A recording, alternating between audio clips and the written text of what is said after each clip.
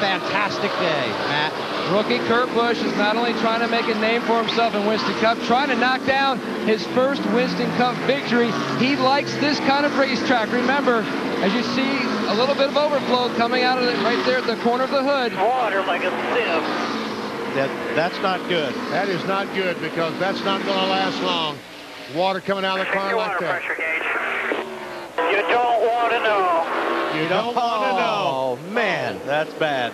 What a terrible, terrible break for Kurt Busch. They had a problem at Darlington, the same, wasn't it? Southern 500 when he Too much started on the water pole. pressure is pushing some water. So that's the story there for second place running Kurt Busch. How about third place Johnny Benson, Bill? Well, Alan, that's the kind of luck Johnny Benson has had this year. Great runs that have ended in great disappointment. But today, another strong run for the Valvoline team. Benson is loose in. He wants some spoiler put into the car when he pits. They're going to add a half pound of air pressure in the right front. Johnny Benson has had some good runs here at the North Carolina Speedway, but they've never ended in victory lane. He'd love to finish there today. Matt? Eddie Wallace, Bill, is trying to sweep the weekend. He won a Busch race yesterday. He just climbed to third in the Winston Cup car, passing the 10 of Johnny Benson. He's pitting in the same stall, hoping to pick up his first Winston Cup victory. Kevin Bono Mannion, the car chief, told me they have worked the tightness out of this car by backing up on the track bar adjustment they did on the previous stop. Right now, they're formulating a plan for their last stop. Paul Andrews tells me they can go to about lap 365 on fuel if they have to, but a lot of other teams are going to pit earlier, and they've been following what the leaders have done today. Meanwhile, on the 25 of Jerry Nadeau, his car was loose on the last stop. They made an air pressure and wedge adjustment. I spoke to Gordon Gibbs, the car chief. He told me that Jerry has not said a lot on the radio, but he has said the car is better today. The 22 car of Ward Burton was much better earlier. Ward has radioed in that the car is plowing. Another word for pushing, another word for tight. He can't get it to turn as well in the corners as it used to. I checked with his crew chief, Tommy Baldwin, and asked him, did it come to him later in the run last time, or was it always good? He said it was always good. So they're a little concerned right now in the 22 pit. Bill? Well, Dale Jarrett running in the top 10, not an unusual sight here at Rockingham. We talked about all the strong finishes he's had here. Right now, he says the car is better after they made that last stop. Remember, they did make the adjustment, obviously, because of when they pitted, they are going to try and short pit on their last stop, hoping those fresher tires can get Jarrett a coveted top 5. Dave? Bill, the best Tony Stewart has finished at Rockingham is fourth. He has done that twice. His car right now is a little bit tight before the stop, but they freed it up just a little bit, and Tony reported that the car was, in fact, freeing up a little better for him to drive and hopefully faster toward the end of this race. Bill? Well, Matt Kenseth with another good run. Remember the back-to-back fourth-place finishes at Talladega and at Phoenix. But his car is not as strong on the long runs as they would like. In fact, he has told Robbie Reiser he is loose, and they are going to make a half turn on the track bar when they stop. Once again, this is the team that won the pit crew competition here Saturday. That may be where this race is determined today. Dave? The 28 car of Ricky Rudd, Bill, has had virtually no radio traffic except from his spotter up above. Ricky has said nothing. Michael McSwain has said nothing, but I did check with Michael to see if the car was all right. He just sort of shrugged his shoulders like it's okay. We're running in the top 10 and trying to get this thing better for the end of the race. As far as the 32 of Ricky Craven, they report that his car is tight. Ricky radioed in that this set of tires does not feel as good as the last one on the 32 car. Let's go to Marty. Well, Rusty Wallace is the best he's been all day, Dave. Unfortunately, his lap times are really starting to fall off now. They were loose earlier, tight the last run, but this run, Rusty said nothing. And in Rusty's world, that's a good thing, because when Rusty is not happy, he will absolutely tell you about it. They have had 6 top 15s in their last 7 races, and they have gone from 9th to 6th in the points. Currently 13th to Matt Yoakum. Marty, the 97 car, Kurt Busch, should pit in about 3 laps, but the 18 car, Bobby Labonte, would like to pit now. One problem for Labonte, he has dropped back to 12. He says he feels like maybe a header has cracked because it is so loud in the race car, he cannot hear his crew chief, Jimmy Maycar. He says he feels like the left front tire is wore out. He's going to try to hear. They're trying to get some good communication going here, but trying to figure out what to do on this last stop for Bobby Labonte. To Marty. Well, Matt, Sterling Marlin's been saying the same thing all day long. It's not loose, it's not tight, it just has no grip. Slipping and sliding all over the place is Sterling. He has 2 top 10s in his last 4 races here. He's going to have to do a little work to get in the top 10 today. Currently in 14th is Sterling. I don't know where Jeff Burton has done more work, on the radio or on the track today. He is very upset with the car, and they have been consistent on this last run, but he's still not very happy with it. They are going to make several air pressure adjustments on his pit stop. Jeff Gordon is on pit road. He said, how many laps are left in this race? And as crew chief Robbie Loomis told him, he said, that many? I can't believe we've got to go that far in this race. The car is pathetic. Those are Jeff's own words. They are pathetic, and this pit stop not going very well either. They had trouble on the right front for Jeff Gordon. He has struggled all day long. He will win the championship this year, but in his 3 previous championship years, he's won a race at Rockingham. That will not happen in 2001. It's back to 24th spot before making that pit stop. And then if the caution flag should come out, that probably put him back around 30th or 32nd. 3 words for Jeff's day today. Not too good. Leader is Joe Nemechek. 70 laps to go. Should see pit stops, perhaps for Kurt Busch, very, very shortly. Nemechek might be another 15 to 20 laps away. You're watching NASCAR on TNT. Just say it. It's no, right? No. Look at that stupid tie.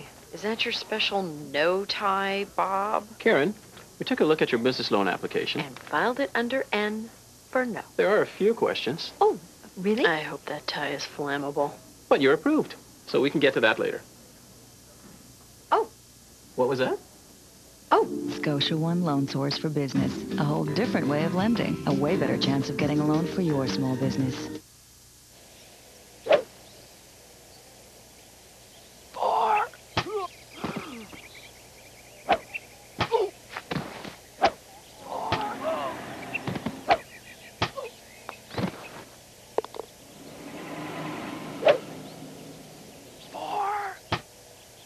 For fast, soothing relief of an irritated throat, use Halls. Free your throat.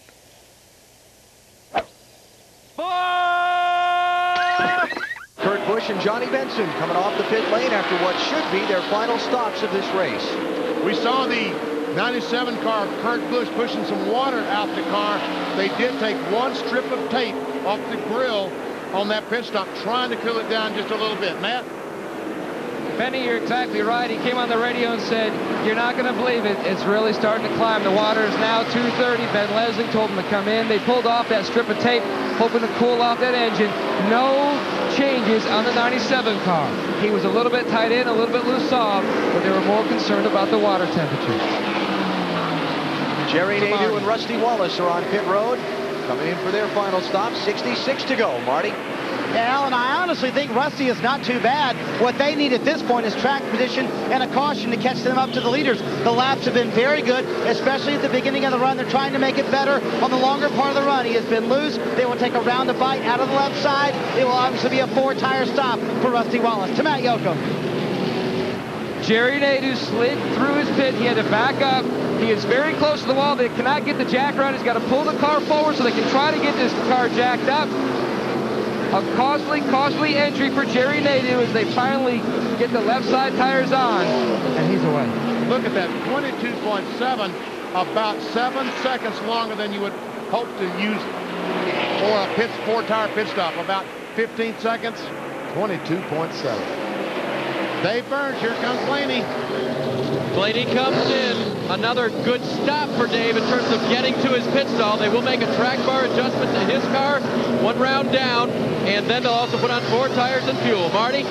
Sterling Marlin is in, running 10th day. They will put 2 rounds of wedge in. Very loose for Sterling. Tony Santana Cola, the engine builder, pulls that tearaway away. It'll actually be 2 rounds of wedge out on the left side. That will also tighten him up just a little bit, and he peels off pit road.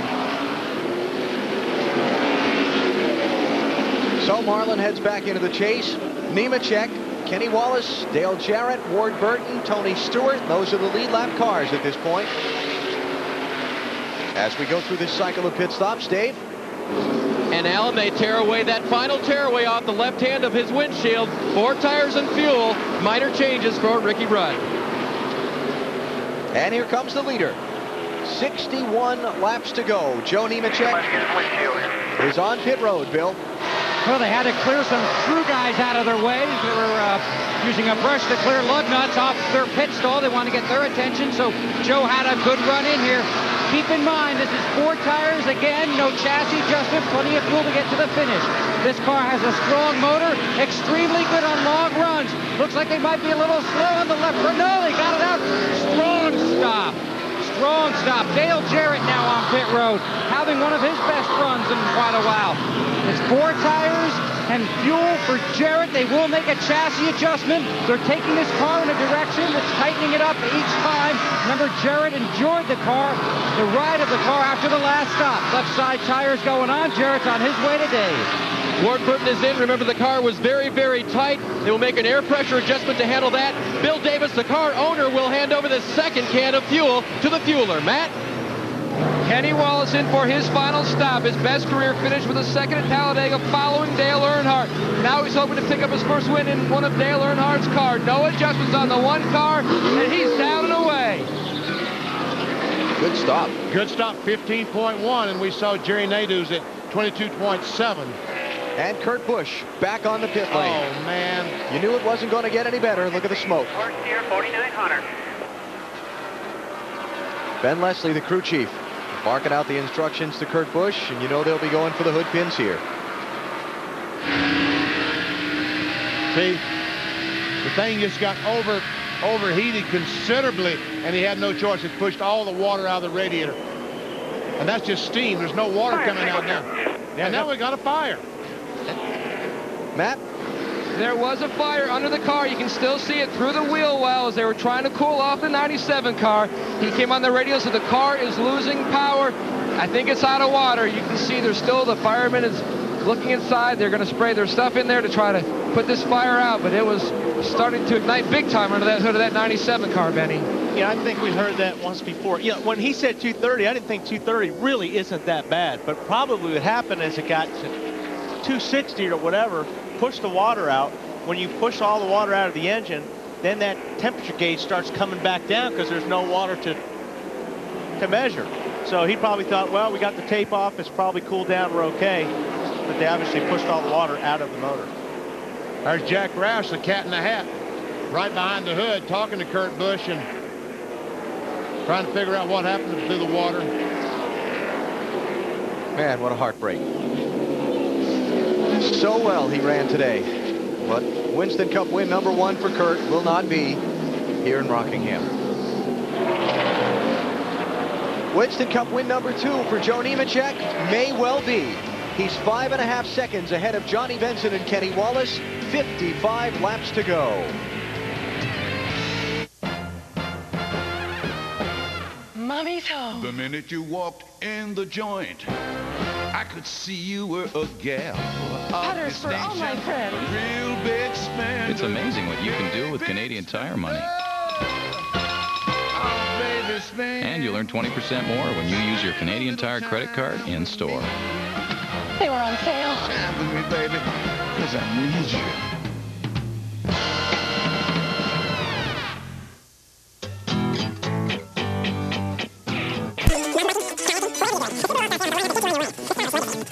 The rugged Outback, the versatile Forester. Each has full-time all-wheel drive